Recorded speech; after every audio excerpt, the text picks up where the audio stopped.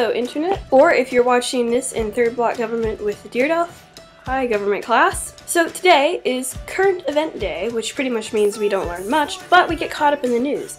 However, I'm not here to talk about boring things like the latest scientific discovery that could change the world, or who the top best-selling album artist of the week is. Nope, today I'm going to talk about Nerdfighteria and the Project for Awesome, or P for A.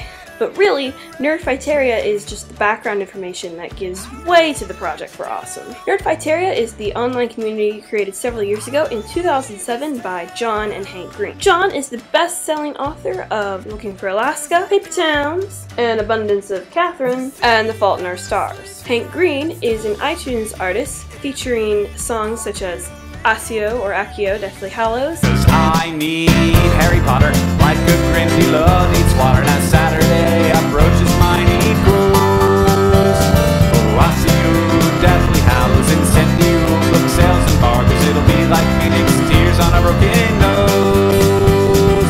Accio, Deathly Hallows. And a song about an anglerfish. Because you can't hate the night if you live your whole life without light, and you can't hate the fish if you've only ever eaten fish, and you can't feel alone if it's all you've ever known.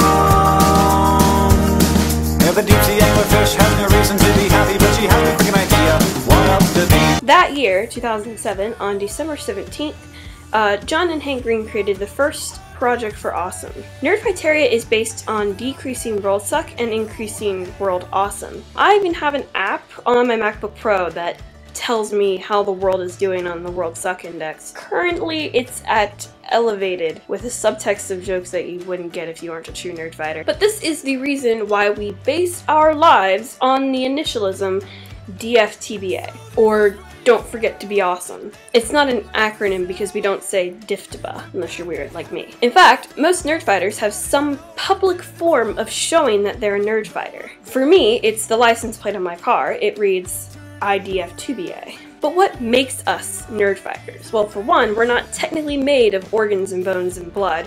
We're made of awesome, as cheesy as that is, blame John Green. But really, if you want to be a nerd fighter, then you are. Let me make this clear though. You fight for nerds, not against them. Which brings me back to the Project for Awesome. Basically, one day a year, nerd fighters take over YouTube. On December 17th, nerd fighters make and upload videos talking about a charity or organization that they support and want you to donate to. The top 5 are picked and donations sent to the Project for Awesome is split up between those 5 charities. These charities include the Habit for Humanity, Water.org, and others that will help make some place better. Last year, over $64,000 was reported to have been raised by the 2011 Project for Awesome movement. A lot goes into making these videos. Sometimes people will contact the charity that they're promoting and will get ideas, help, merchandise to sell, other awesome deals, but certain things have to go into these videos. This year, I will be doing a Project for Awesome video on the March of Dimes, or the March of Babies as it is sometimes known. I've already got the whole video scripted out and plan to film in early December. There are 2 sites that you can go to donate for the project: FightWorldSuck.org and ProjectForAwesome.com. On ProjectForAwesome.com, you can vote for the charity that you want to donate a portion of the total proceeds to the most. On YouTube during the 17th, several YouTubers or people who regularly make videos will be hosting a live show, which basically means that they'll be live to answer comments, questions, and perform, talk to you live, make deals. And some of those deals include, like, if we get to this amount of money in the next hour, I will do this stupid stunt. It's very complicated, this comedy business. But wait, the videos and donating aren't the only way to raise money. Last year, Hank Green sold posters that he had in the background of his videos for the previous 6 months or so before the project on eBay. He also sold things that he drew on eBay, and the money that people spent to buy these items went to the Project for Awesome Fund. Chameleon Circuit, which is a band that sings songs about Doctor Who, sold the flip chart that they used to make their most recent album on eBay for the Project for Awesome. That's a huge piece of history history that was sold on eBay for decreasing world suck. However, Nerdfighters aren't just about donating on December 17th. In March of 2011, Hank Green flew to Haiti on a special trip with Water.org. So let me answer a few questions real quick that I'm getting about the Project for Awesome. When does it start? The official time to upload your videos is noon Eastern time, December 17th. Can I donate to the project? Yes, you can. In fact, I would encourage all of you to do so at projectforawesome.com or at fightworldsuck.org. All of that money will be going into the P4A fund. Where does all that fund money go? The P4A fund money gets distributed to charities that get the most votes at projectforawesome.com. However, I can't explain everything fully, and I have picked out the main key parts of videos that Hank has made. He has several videos that he made featuring Haiti and the Project for Awesome. Thoughts from the Well, Helping Haiti, Project for Awesome Logistics, and I think another video as well. But I'm going to play the clips from these movies for you guys so that you guys can get a better understanding, because there's no way that I can explain fully. And Hank is going to show you through his eyes what happened. Or at least through my camera. All of the water that I used this morning cost me about 1 nickel. The morning after arriving in Haiti, I rode in the back of a truck to Savann, Tabak, a village of around 60 households. The people of Savann, Tabak got one of Water.org's carefully selected local partners involved by sending a letter to the mayor of Pignon explaining their situation. These people are the Well Committee. They're the people who, in a perfect world, wrote the letter together expressing an interest to have some organization come in and help them build a well. Two of these guys, Gluino here and Boats on the other end, clearly were the guys who actually wrote the letter. The rest of the people were wrangled by Water.org's requirement to have a broader coalition be formed. So right after we first met the people of Savann, Tabak, they decided to take us on a walk to where they are currently getting their water. Now the first thing that we see on this walk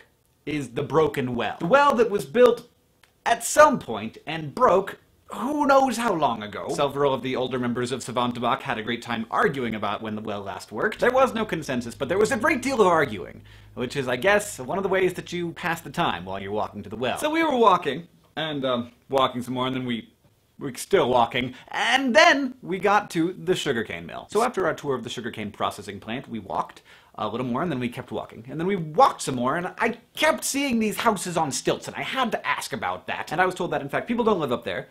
Food is kept up there, and the stilts are so they can block rodents. It's basically the exact same idea as a squirrel-proof bird feeder, except instead of 1 pole, there's 4 poles, and instead of bird food, it's human food. And instead of squirrels, it's rats. And then we walked some more, and we kept walking, and we were walking when someone gave me some sugarcane, and it was really good. It tasted like honey, but wetter, and also different from that. I took our guide's lead, and I broke mine into 3 pieces, and I gave 2 pieces to little kids. And then my first thought was, but should those kids be having so much sugar? And then I immediately felt like among the many problems I encountered in Haiti, childhood obesity, not one of them. Saeed said that my teeth must be rotten like his are, if I didn't want all the sugarcane for myself, but Jenna defended me and said that I was just a nice guy. And we walked some more, and then I stopped to admire the cactus fence, because everything in central Haiti is fenced by cactuses. And then we walked some more, and then we got to the spring. And this is not what I pictured when they said spring. This is a muddy hole in the ground. 5 minutes ago, I was worrying whether these kids were eating too much sugar. And now I'm looking at the warm,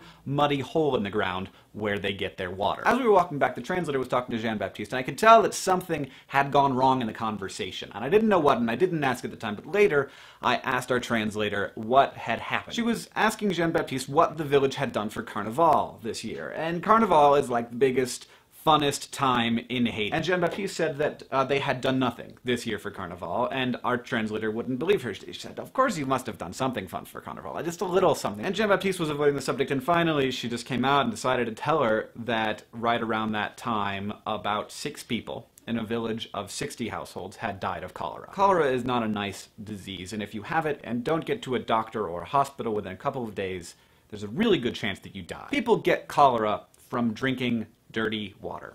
Dirty water like the water I saw those women getting for their children that day. What I found in Haiti was astounding to me. Not that these people are living in basically what we consider the hygiene of the Middle Ages, but that they are in, you know, the important ways exactly like me and my friends and my family. They care about each other, they like to eat sweet things, they like to dance and have fun and laugh. They have very strong and complicated communities, and they want a better life for themselves and for their children. I spent some time there in a village called Savann, Tabak, where the citizens of that village had asked one of Water.org's partner organizations to come in and help them build a well. Their water source at the time was about a 20-minute walk away from the village, and it was a muddy hole in the ground, really. So when I came back, I told you all about these people, and I asked you to donate money to Water.org. We all worked together, and we gave those people something that they need. And now, Boats and Gluluno and Olna and Jean-Baptiste and Isaid and Jenna, they now have a well.